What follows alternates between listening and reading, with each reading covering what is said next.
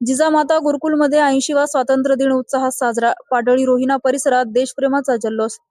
परतूर येथील नामांकित जिजामाता गुरुकुलमध्ये भारताचा 80वा स्वातंत्र्य दिन अत्यंत उत्साही, शिस्तबद्ध आणि देशभक्तीपूर्ण वातावरणात मोठ्या दिमाखात साजरा करण्यात आला.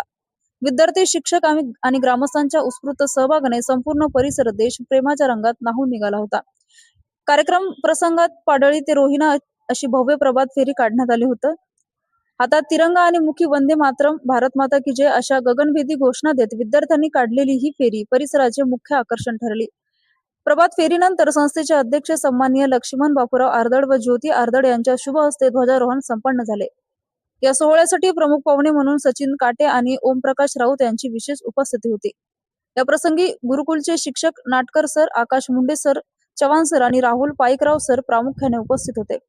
विद्यार्थ्यांचे प्रबोधनात्मक आणि कलात्मक सादरीकरण, ध्वजारोहणानंतर रंगलेल्या सांस्कृतिक कार्यक्रमात विद्यार्थ्यांनी आपल्या अष्टपैलू कलागुणांचे दर्शन घडवले. ओघवत्या शैलीतील देशभक्तीपर भाषणे आणि उत्स्फूर्त स्फूर्तिगीतांनी उपस्थितांमध्ये नवचैतन्य निर्माण केले. विशेष म्हणजे विद्यार्थ्यांनी बजावलेले इंग्रजी नाटक आणि आईस्क्रीमचे दुष्परिणाम या विषयावरील जनजागृतीपर सादरीकरण प्रेक्षकांची दाद मिळवून गेले.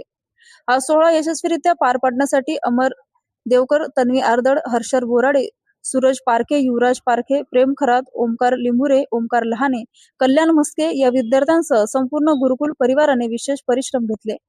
देशभक्ती, सामाजिक भान आणि संस्काराचा अनोखा संगम घडवणारा हा सोहळा उपस्थितांच्या दीर्घकाळ स्मरणात राहील असाच ठरला.